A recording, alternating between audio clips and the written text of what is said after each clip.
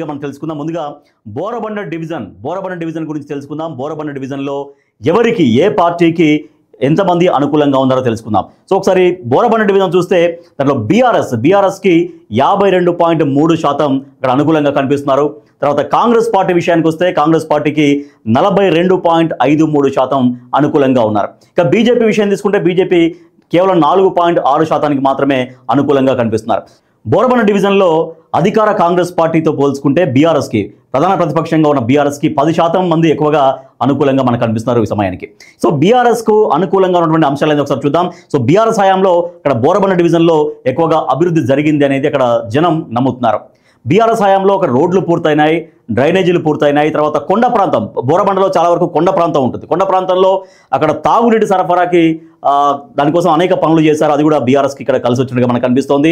ఇక ఎన్నికల సమయం కావడంతోనే ఇప్పుడు అక్కడ రోడ్డు రిపేర్ చేస్తారు కాంగ్రెస్ ప్రభుత్వం అనే ఆలోచనలో ఉన్నారు. సో కేవలం ఎన్నికలు దృష్టిలో పెట్టుకునే ఇక్కడ రోడ్లు బాగు చేసే కార్యక్రమం చేస్తున్నటువంటి ఒక ప్రజలు కాంగ్రెస్ పార్టీ విషయంలో ఆలోచిస్తున్నారు. కానీ గత బీఆర్ఎస్ ప్రభుత్వ హయాంలో బోరబండ డివిజన్లో చాలా వరకు సమస్యలు పరిష్కారం అయ్యాయి అనేది అక్కడ జనం నమ్ముతున్నటువంటి విషయం. ఇక మాగంటి గోపీనాథ్ అక్కడ వరుసగా అక్కడ ఎమ్మెల్యేగా ఉన్నారు కాబట్టి ఆయన హయాంలో చేపట్టినటువంటి అభివృద్ధి పనులు, ఆయనకు ఉన్నటువంటి మంచి పేరు కూడా అక్కడ బీఆర్ఎస్కు అనుకూల అంశాలుగా మనకు కనిపిస్తున్నాయి.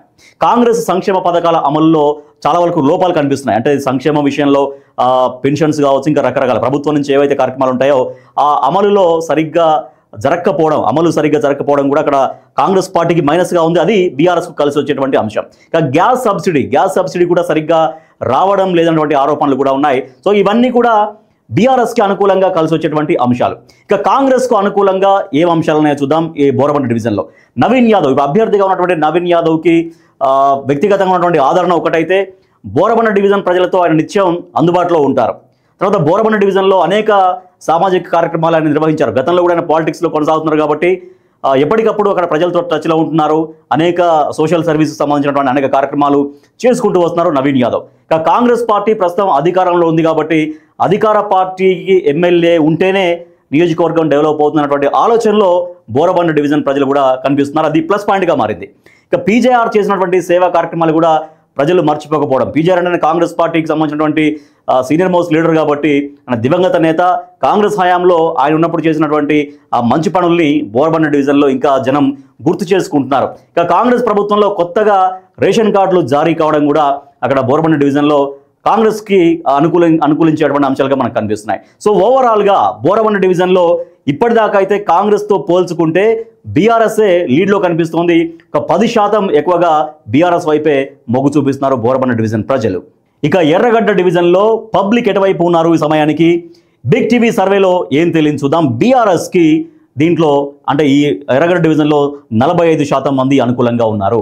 అధికార కాంగ్రెస్ పార్టీకి 47.5% అనుకూలంగా ఉన్నారు. ఇక బీజేపీకి 6.67% మాత్రమే అనుకూలంగా ఉన్నారు.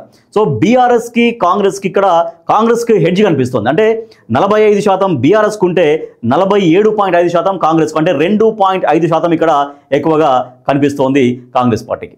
సో మరి ఇక్కడ అనుకూలంగా అంటే కలిసి వచ్చినటువంటి అంశాలు ఏంటి? అటు అధికార కాంగ్రెస్కి కావచ్చు, బీఆర్ఎస్కి కావచ్చు, ఇక్కడ కలిసి వచ్చేటువంటి అంశాలు ఏంటి? ఎటువంటి అంశాలు ఇక్కడ అనుకూలంగా ఉన్నాయి? ఎందుకోసం జనం ఆయా పార్టీల వైపు ఉన్నారని తెలుసుకుందాం. ఇక కాంగ్రెస్కు అనుకూలంగా ఉన్నటువంటి అంశాలు ఏంటో ముందుగా తెలుసుకుందాం.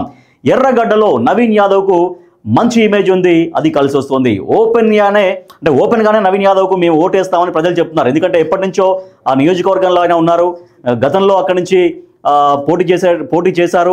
అంటే నిత్యం అక్కడ ప్రజలకు అందుబాటులో ఉంటున్నారు కాబట్టి ఓపెన్గానే మేము నవీన్ యాదవ్కు ఓటేస్తామని చాలామంది ఎర్రగడ్డ డివిజన్లో చెబుతున్నారు. ఇక పేదలకు నవీన్ చేసినటువంటి ఆర్థిక సహాయాలు గతంలో అనేక ఉన్నాయి, అవి గుర్తు చేసుకుంటున్నారు.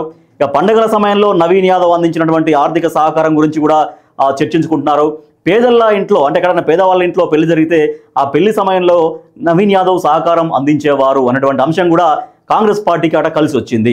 నిత్యం డివిజన్లో జరిగే కార్యక్రమాలకు ఆయన హాజరవుతుంటారు. సో కాంగ్రెస్ ప్రస్తుతంలో అధికారంలో ఉంది కాబట్టి, అది కూడా కాంగ్రెస్ అధికారంలో ఉంది కాబట్టి అక్కడ అధికార పార్టీకి సంబంధించిన ఎమ్మెల్యే ఉంటేనే డెవలప్ అవుతున్నటువంటి ఒక ఆలోచనలో కూడా ఎర్రగడ్డ డివిజన్ ప్రజలు ఉన్నారు.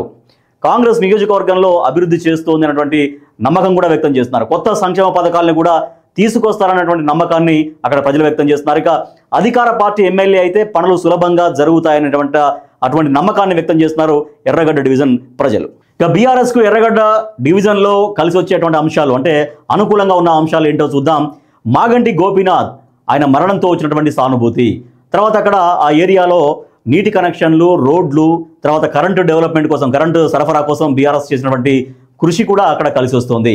బీఆర్ఎస్ హయాంలో షాదీ ముబారక్ అక్కడ అమలైనటువంటి విషయాన్ని కూడా అక్కడ గుర్తు చేసుకుంటున్నారు.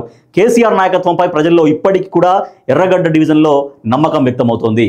కాంగ్రెస్ ఇచ్చినటువంటి హామీలు పూర్తి స్థాయిలో అమలు చేయలేదు అన్నటువంటి చర్చ కూడా అక్కడ సాగుతోంది. మహిళా ఓటర్లు బీఆర్ఎస్కు అనుకూలంగా ఉన్నారు. సో ఇవన్నీ కూడా బీఆర్ఎస్కు కలిసి వచ్చేటువంటి అంశాలు ఎర్రగడ్డ డివిజన్లో. ఓవరాల్గా చూస్తే ఎర్రగడ్డలో పోటాపోటీగా పోరు సాగుతుంది.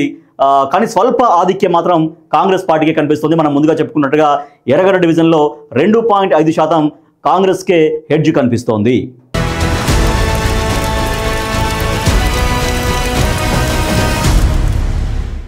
ఇక షేక్పేట్ డివిజన్ గురించి